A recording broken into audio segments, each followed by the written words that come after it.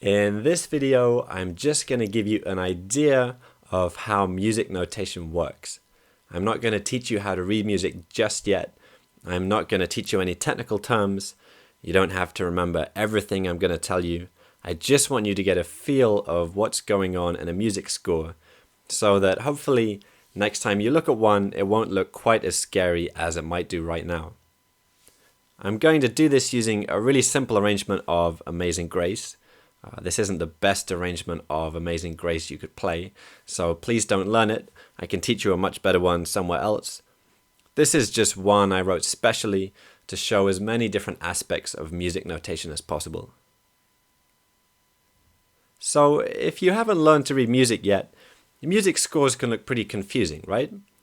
You have all these notes, okay, fair enough, but then some of them are empty, some of them are filled in, some of them are joined together. You have all these curves flying around, random numbers everywhere.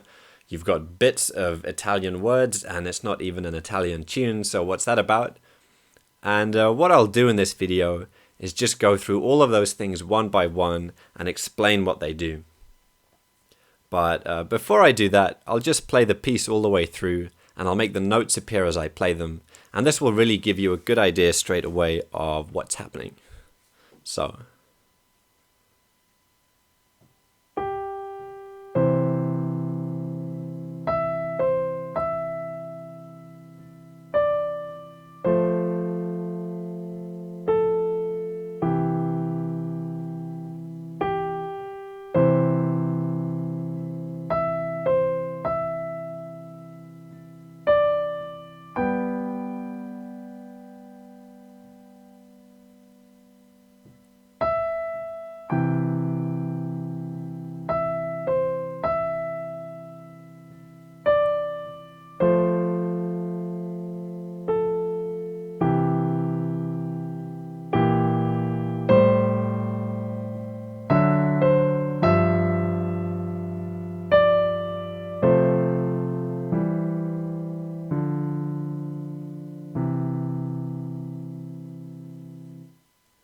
So, what did we learn from that?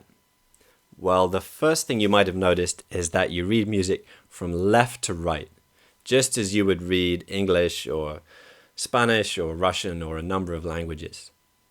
So, this note comes after this one because it's further right on the page.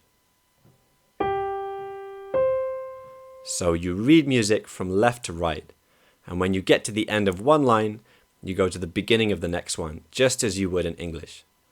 That means that if you're reading a complete score, you're going to zigzag across the page like this. That also means that if you have two notes on top of each other, they get played at the same time, like these two. And if you look at those two notes in the score, you can see there's a third one above those as well, so that gets played at the same time too.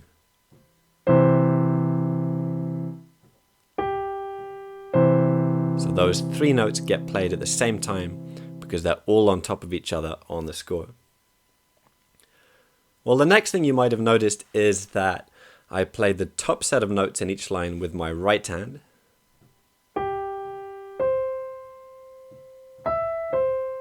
And I played the bottom set with my left hand. And so on. So, top of each line is the right hand. Bottom of each line is the left hand. The third thing, which is not so obvious, is that as you go up on the page, you go right on the keyboard. So let me give you an example of that, which will make it more obvious. So let's take the first three notes in the right hand. If you look at them on the page, as you go from one to the next, you're going up on the score. But if I play them on the keyboard, I'm going from left to right. So up on the page equals right on the keyboard. In fact, if I was just playing the piano without using a music score at all, I wouldn't even talk about right and left on the piano. I would just talk about up and down. So up on the page is up, which is right, on the keyboard. So now you've got a general feel for what's happening. I'll break the score into all its different pieces, so then you'll find out what all those other things do, like the curves and numbers and so on. And I'll put that in part 2.